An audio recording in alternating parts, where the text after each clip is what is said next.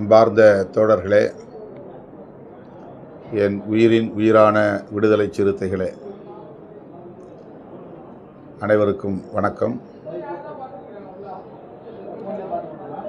நாளை ஜனவரி 30 மாலை 4 மணி அளவில் சென்னை எழும்பூரில் உள்ள மியூசியம் கூட்டரங்கில் அம்பேத்கரியம் 50 என்னும் 50 நூல்கள் வெளியீட்டு விழா நடைபெற உள்ளது. நம்முடைய இயக்கத்தின் துணை பொதுச் செயலாளர் கௌதம சன்னா அவர்களின் முன்முயற்சியில் ஜெய்பீம் ஃபவுண்டேஷன் என்கிற அறக்கட்டளை ஒன்றை நாம் நிறுவியிருக்கிறோம். அதன் தலைவர் என்கிற முறையில் நான் விடுத்த வேண்டுகோள் ஊருக்கு ஊர் அம்பேத்கர் படிப்பகம் ஒன்றை உருவாக்க வேண்டும் என்பதாகும். அம்பேத்கர் படிப்பகங்களில் புரட்சியாளர் அம்பேத்கர், தந்தை பெரியார், மாமேதை மார்க்ஸ் ஆகிய மகத்தான சிந்தனையாளர்களின் நூல்கள் இடம்பெற வேண்டும். இதை ஒரு கனவு திட்டமாக நான் என்னுடைய பிறந்தநாள் செய்தியாக அறிவிப்பு செய்தேன். அதன்படி நூற்றுக்கணக்கானவர்கள் உடனடியாக ஜெய்பீம் 2.0 திட்டத்திற்கு முழுமையான ஆதரவை நல்க முன்வந்தனர். கௌதம சன்னா புரட்சியாளர் அம்பேத்கரின் எழுத்துக்களை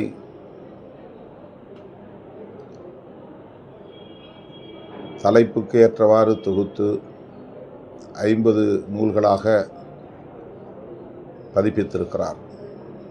ஏற்கனவே வெளியான நூல்கள்தான்.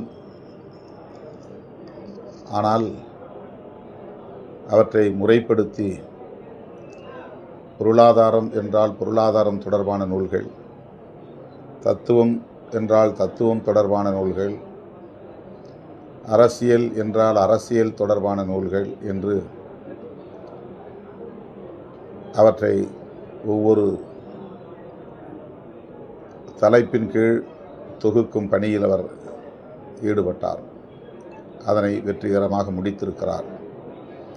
அண்மையிலே லண்டனுக்கு சென்றிருந்த போது அந்த 50 நூல்களையும் அங்கே அறிமுகம் செய்தோம். சொல்லப்போனால் அங்கேயே அதை வெளியீடு செய்தோம். ஆனால் முறைப்படி தமிழ்நாட்டில் அதை வெளியிட வேண்டிய நேரம் கனிந்துள்ளது. 50 நூல்களும் இப்போது தயார் நிலையில் உள்ளது. இதுவரை வெளிவராத புரட்சியாளர் அம்பேத்கரின் எழுத்துக்கள் அடங்கிய சில தொகுப்புகளும்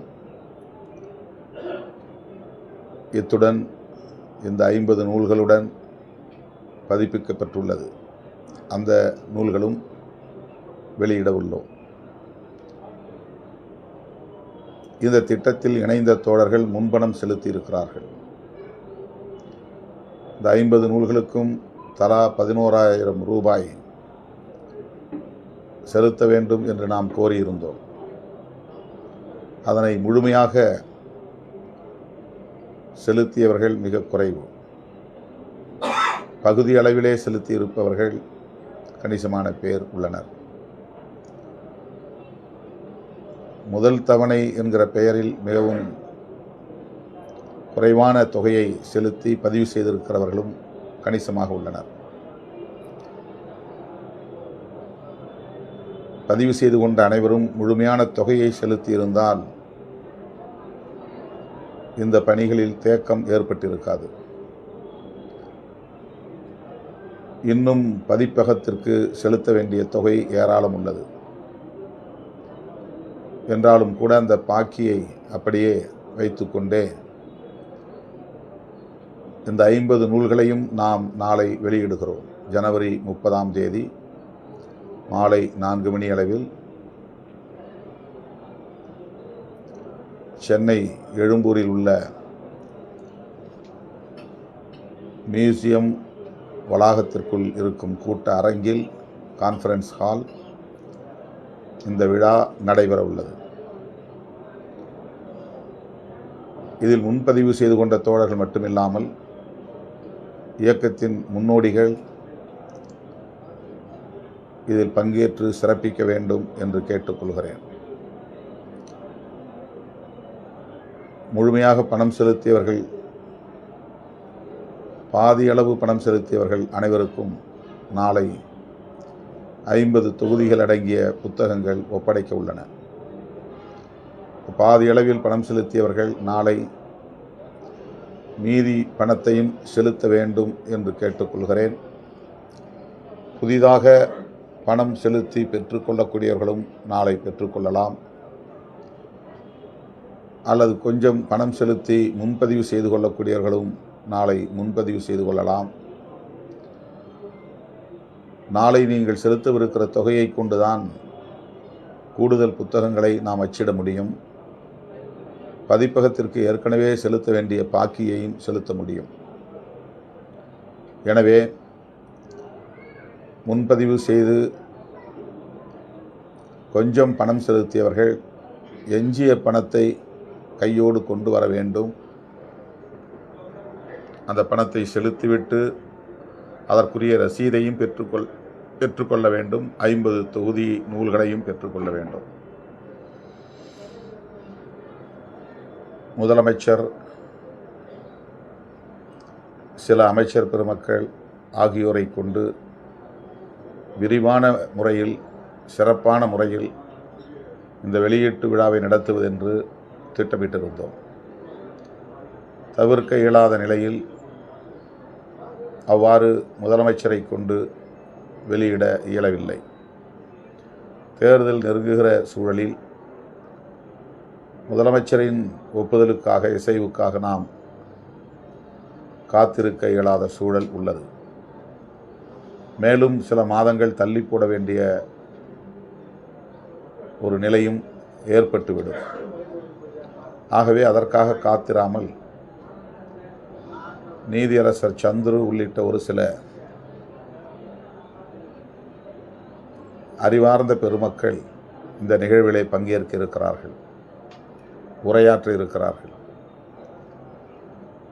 எனவே இயக்கத்தின் முன்னோடிகள், குறிப்பாக சென்னை மாவட்டத்தை சார்ந்த தோழர்கள், திருவள்ளூர், காஞ்சிபுரம், செங்கல்பட்டு ஆகிய அண்டை மாவட்டங்களை சார்ந்த தோழர்கள் இந்த நிகழ்விலே பங்கேற்க வேண்டும் என்று கேட்டுக்கொள்கிறேன்.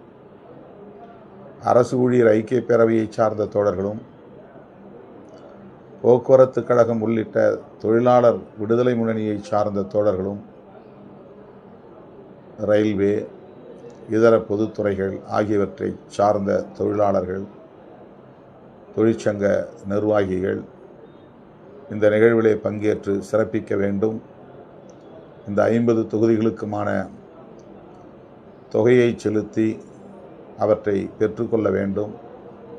அவரவர் சொந்த கிராமங்களில், வாய்ப்புள்ள இடங்களில், பொது இடங்களில் அம்பேத்கர் படிப்பகம் ஒன்றை கட்டி அந்த படிப்பகத்திற்குள் இந்த புத்தகங்களை எல்லாம் பாதுகாப்பாக வைக்க வேண்டும். இந்த கிராமங்களை சார்ந்த, அந்தந்த கிராமங்களை சார்ந்த பள்ளி பிள்ளைகள், கல்லூரி பிள்ளைகள் இந்த புத்தகங்களை புரட்டி பார்க்கிற ஒரு நல் வாய்ப்பை நாம் ஏற்படுத்தி தர வேண்டும். அந்த நூல்களை படிக்கிற வாய்ப்பை ஏற்படுத்தி தர வேண்டும். புரட்சியாளர் அம்பேத்கரின் சிந்தனைகளையும், தந்தை பெரியாரின் சிந்தனைகளையும், மாமேதை காரல் மார்க்ஸின் சிந்தனைகளையும் அடுத்த தலைமுறையினரிடம் எடுத்துச் செல்ல வேண்டியது நம்முடைய பொறுப்பு. எனவே அம்பேத்கரியம் 50 என்கிற 50 தொகுதிகளையும் பெற்றுக்கொள்ளும் நிகழ்வு நாளை வெற்றிகரமாக நடந்தேற உள்ளது. எனவே இயக்கத் தோழர்கள் இந்த நிகழ்வில் பங்கேற்று சிறப்பிக்க வேண்டும் என்று கேட்டுக்கொள்கிறேன். அடுத்து தமிழ் தேசிய எழுச்சி மாநாடு இன்றைக்கு கரும்புலி முத்துக்குமார் நினைவேந்தல் நிகழ்வில் எனது உரையில் அறிவிப்பு செய்துள்ளேன். இது காலத்தின் தேவையாக உள்ளது.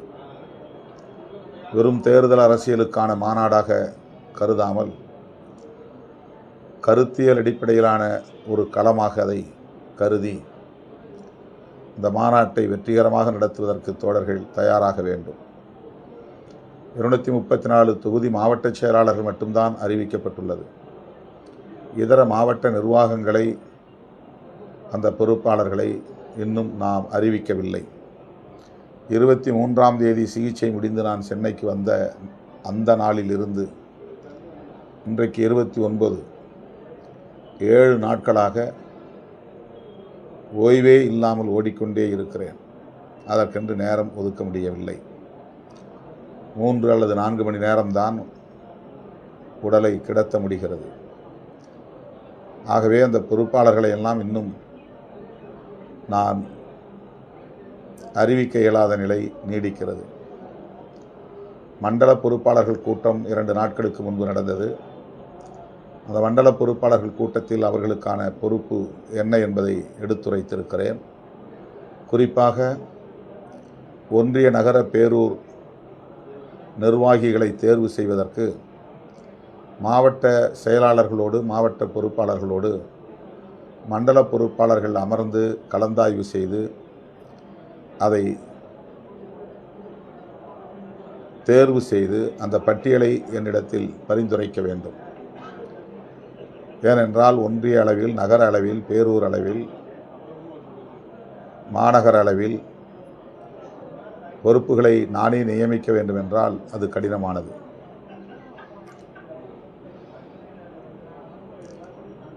பல்லாயிரக்கணக்கான மனுக்களை நான் பரிசீலிக்க காலமில்லை, நேரமில்லை. தேர்தல் நெருங்கிக் கொண்டிருக்கிறது. மாவட்ட நிர்வாகத்தை மட்டும்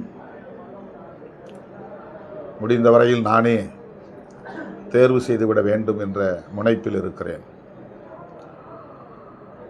ஏற்கனவே நிர்வாகக்குழு உறுப்பினர் ஒவ்வொரு மாவட்டத்திற்கும் நியமிக்கப்பட்டுள்ளனர். நிர்வாகக்குழு என்பதைப் போல மாவட்ட செயற்குழுவும் உள்ளது. ஆகவே மாவட்ட செயற்குழுவுக்கும் செயற்குழு உறுப்பினர்களை நாம் நியமிக்க இருக்கிறோம். அந்த எண்ணிக்கையை நாம் எவ்வளவு வேண்டுமானாலும் தளர்த்தி கொள்ளலாம். நிர்வாகக்குழு உறுப்பினர், செயற்குழு உறுப்பினர் என்றால் அதிகாரம் இல்லாத பதவி என்று யாரும் எண்ணிவிடக்கூடாது. அவர்கள் அனைவருமே நிர்வாகக்குழு என்கிற நிலையில் மாவட்ட செயலாளர், மாவட்ட பொருளாளர் என்று நாம் வரையறை செய்திருக்கிற அந்த பொறுப்புகளுக்கு நிகரானது தான் நிர்வாகக்குழு உறுப்பினர் என்கிற பொறுப்பும். ஒவ்வொருவரும் உறுப்பினர் தான். மாவட்ட செயலாளரும் நிர்வாகக்குழு உறுப்பினர் தான். மாவட்ட பொருளாளரும் மாவட்ட நிர்வாகக்குழு உறுப்பினர் தான். மாவட்ட செய்தி தொடர்பாளரும் மாவட்ட நிர்வாகக்குழு உறுப்பினர் தான். மாவட்ட துணை செயலாளர்களும் மாவட்ட நிர்வாகக்குழு உறுப்பினர் தான். இவர்கள் மாவட்ட நிர்வாகக்குழு உறுப்பினர்களாக இருக்கிறார்கள். ஒரு குறிப்பிட்ட பதவி அல்லது ஒரு குறிப்பிட்ட எல்லை, ஒரு குறிப்பிட்ட அதிகார எல்லை அவர்களுக்கு வரையறுக்கப்படவில்லையே தவிர அவர்கள் நிர்வாகக் குழுவில் இடம்பெறுகிற தகுதியை பெறுகிறார்கள். 234 சட்டமன்ற உறுப்பினர்களை தேர்ந்தெடுக்கிறோம். அதில் 30 பேர் அமைச்சர்களாக, பேரவைத் தலைவராக, முதலமைச்சராக என்று அதிகாரம் அவர்களுக்கு தனியே வரையறுக்கப்படுகிறது. 30 அல்லது 35 பேர் தான் அதில் இடம்பெறுவார்கள். மிச்சமுள்ள 200 பேரும் சட்டமன்ற உறுப்பினர்கள் தான். ஆகவே அவர்கள் நிர்வாகக்குழு உறுப்பினர்களைப் போல. அந்த 35 பேர் நிர்வாகக்குழு உறுப்பினராக இருந்து கொண்டே சில இலாக்காக்களை நிர்வாகம் செய்கிற அதிகாரம் வழங்கப்படுகிறது. ஆனாலும் அவர்களும் சட்டமன்ற உறுப்பினர்கள் தான். அமைச்சர்களாக இருப்பவர்களும், அமைச்சர்களாக இருப்பவர்களும் சட்டமன்ற உறுப்பினர்கள் தான். அமைச்சராக இல்லாதவர்களும் சட்டமன்ற உறுப்பினர்கள் தான். அதேபோல் நம்முடைய மாவட்ட நிர்வாகத்தில் மாவட்ட செயலாளராக இருப்பவரும் நிர்வாகக்குழு உறுப்பினர் தான். மாவட்ட நிர்வாகக்குழு உறுப்பினரும் மாவட்ட செயலாளரை போன்ற பொறுப்புடையவர் தான். எனவே இதில் பெரிய வேறுபாடு இல்லை. ஆகவே தோழர்கள் அதை குறைத்து மதிப்பிட வேண்டாம் என்று கேட்டுக்கொள்கிறேன். செயற்குழு என்பது ஒரு விரிந்த அவை, பெரிய அவை. அதிலே ஒன்றிய பொறுப்பாளர்களும் இடம்பெறுவார்கள். ஆகவே அந்த அவையில் மாவட்ட செயற்குழு உறுப்பினர்களும் அமரக்கூடிய வகையில் எல்லா மாவட்டங்களுக்கும் 234 மாவட்டங்களுக்கும் நாம் மாவட்ட செயற்குழு உறுப்பினர்களையும் நியமிக்க இருக்கிறோம். எனவே எல்லோருக்கும் கட்சியில் முக்கியமான பொறுப்புகள் உண்டு. எனவே யாரும் விரக்தி அடைய வேண்டாம். அவற்றை அறிவிப்பதற்கு என்னால் இயலவில்லை. ஏனென்றால் இப்போது கூட நான் வெளியில் 100க்கும் மேற்பட்டவர்கள் காத்திருக்கிறார்கள் என்கிற மன அழுத்தத்தோடு தான் உங்களோடு பேசி கொண்டிருக்கிறேன். இதற்கு பிறகு அவர்களையெல்லாம் நான் சந்தித்து முடிக்க எவ்வளவு நேரம் ஆகும் என்று எனக்கு தெரியாது. இப்படியான ஒரு நெருக்கடி, அழுத்தம் ஒவ்வொரு நாளும் இருக்கிற நிலையில்தான் இந்த அறிவிப்புகளை செய்வதில் காலதாமதம் ஏற்பட்டு கொண்டிருக்கிறது. ஆனால் விரைந்து அறிவித்தே ஆக வேண்டும் என்கிற கட்டாயம், அழுதாலும் பிள்ளை அவள்தான் பெற வேண்டும் என்பதைப் போல புலம்பினாலும் நான் தான் அந்த கடமைகளை செய்தாக வேண்டும். எனவே விரைந்து அவற்றை முடிப்பேன் என்கிற நம்பிக்கை உள்ளது. தோழர்கள் நேரிலே வந்து என்னை சந்தித்து அழுத்தம் கொடுப்பதை தவிர்க்க வேண்டும். வேளச்சேரி பள்ளிக்கூட வளாகமாக மாறிவிட்ட நிலையில் அங்கு நேரடியாக வருவதை முற்றாக தவிர்க்க வேண்டும். அசோக் நகரில் இடம்பெற்றுள்ள நம்முடைய தலைமையகத்தில் 10 மணிக்கு மேல், இரவு 10 மணிக்குள் வந்து என்னை பார்த்துவிட்டு செல்ல வேண்டும்.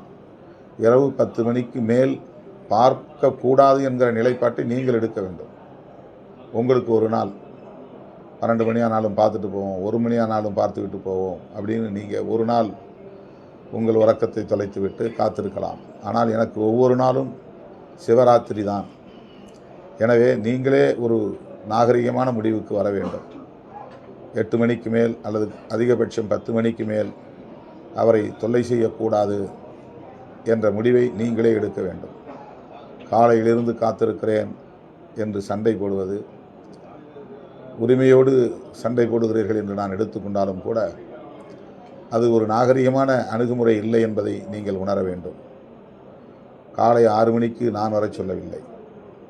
ஆனால் 6 மணிக்கே வந்து விட்டேன் என்று உரிமையோடு வந்து என்னிடத்திலே தோழர்கள் பேசுவதை நான் பொறுமையோடு கேட்டுக்கொள்கிறேன். இருந்தாலும் இதை சுட்டி காட்டுவது என்னுடைய கடமை. இனி வருங்காலங்களிலாவது நீங்களும் ஒரு முடிவுக்கு வர வேண்டும். ஒரு குறிப்பிட்ட நேரத்திற்கு மேல் அவரை தொல்லை செய்யக்கூடாது. தங்கியிருக்கிற இடத்திற்கு போய் சந்திக்க வேண்டும் என்கிற முயற்சிகளை மேற்கொள்ளக்கூடாது. கட்சி அலுவலகத்தில்தான் சந்திக்க வேண்டும். அதுவும் ஒரு குறிப்பிட்ட கால எல்லைக்குள் சந்திக்க வேண்டும். இந்த வரையறைக்குள் நீங்களும் வர வேண்டும் என்கிற வேண்டுகோளை வைத்து நாளை அம்பேத்கரியம் 50 என்கிற நூல் வெளியீட்டு விழாவில் சந்திப்போம் என கூறி முடிக்கிறேன். நன்றி, வணக்கம்.